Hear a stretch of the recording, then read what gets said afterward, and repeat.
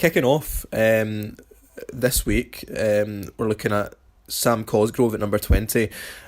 Stefan, why is he on this list, and why is he around this part of the list, would you say? Well, I think the most obvious thing with Sam Cosgrove is obviously that he scores goals, and this season he scored an absolute bucket load of them.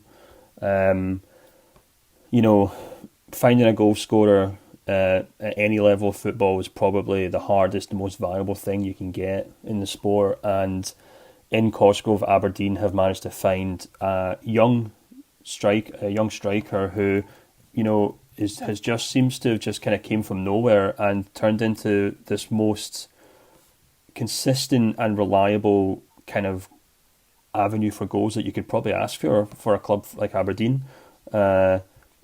He has just kind of come out of nowhere, but at the age of 23,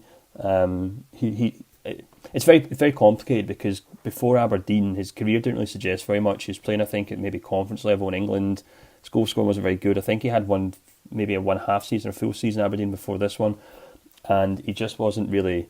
No one really expected much of him, but something seemed to click, like we see all over the sport throughout the decades, and he just hasn't looked back since then. And what I think is really important about Cosgrove is that, and although James might disagree with me here, we might kind of go back and forth this, I don't think this is a flash in the pan sort of thing. We do see on occasion, strikers who just seem to be in the right place at the right time for 7 or 8 months, and then after that it just doesn't seem to work for them. And I actually think the stats suggest that's not the case, and I'll explain why. For example, Sam Cosgrove's XG, or his expected goals, are actually very much in line with the goals he's scored this season. And for anyone who's not really interested in analytics, what that basically means is that he's basically scoring the amount of goals that he should be scoring based on the chances, where he is in the position where he takes the goals, for example. So we're not talking about someone who's maybe scored 5 or 6 extra goals this season out of nothing. Although I know he has had quite a fair few penalties, which do kind of boost those numbers. But the other thing as well is that he's playing for a pathetically poor Aberdeen team in terms of attacking stats. In terms of Aberdeen's own XG, so basically the amount of goals Aberdeen should have scored this season, they've got the 4th poorest record in the division. And if you then want to kind of break that down to something a bit more substantial, like maybe touches in the box for Aberdeen players, or touches in the opposition box, Aberdeen are 7th in the division before obviously things came to suspension. So we're talking about a young striker here who, by his own statistics, looks like a consistent goal scorer who there isn't really any, unnatural inflation in his goal scoring stats. But then if you put on top of that, he's playing for a team who are specifically quite poor at creating opportunities for him. I think we're talking about a young striker here who is making the most of it.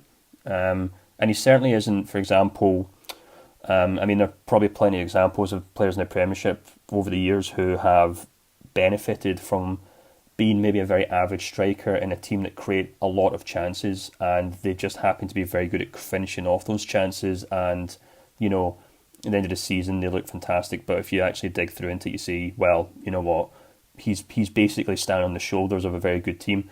I think Cosgrove's the opposite of that this season. I think he's been working off of scraps, and he's proved to be quite consistent in his goal scoring, and at the age of 23 he's got not his whole career, but vast majority of his career ahead of him.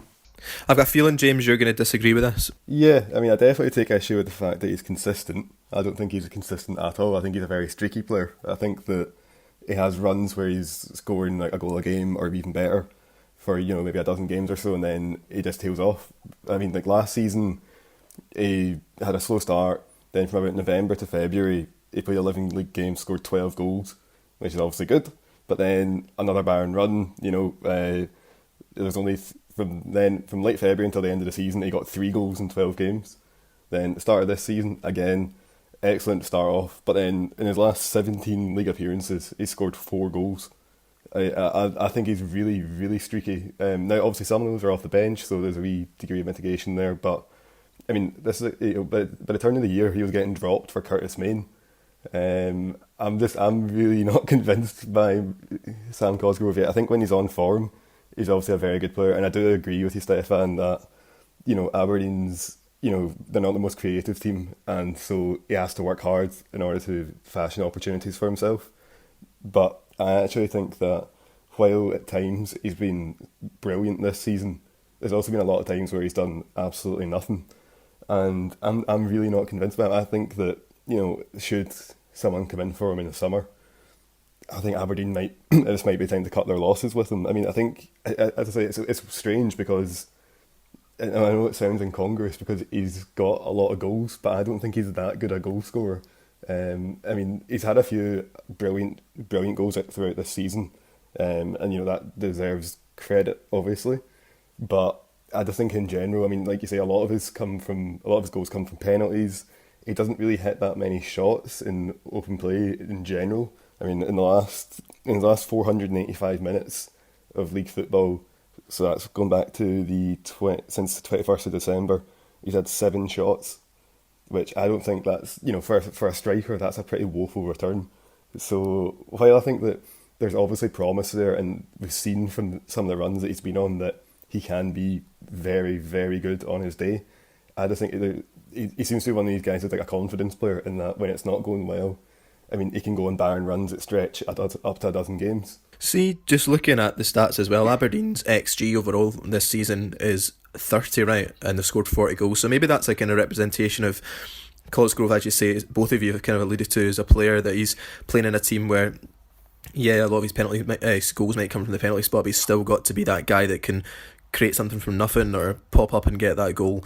Do you think if he was playing in a team where they've maybe got higher XG or they're creating more chances, that he would also be scoring more goals? Or, I'm going to put this to James, or do you think him as a player, this is just kind of him at his peak? I think, yeah, if you put him in a team where he's getting better service, he would score more goals. But I think you can say that about just about any striker. I don't think that's unique to Cosgrove.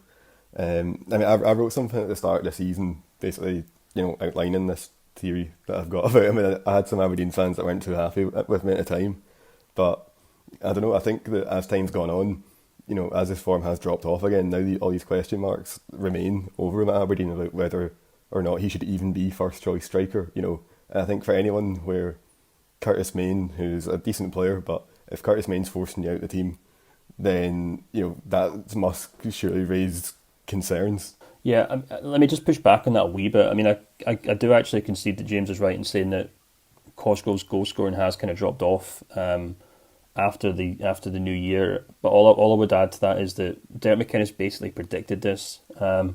He said going into the winter break, if I'm not mistaken, that he was actually really concerned at Cosgrove's fitness.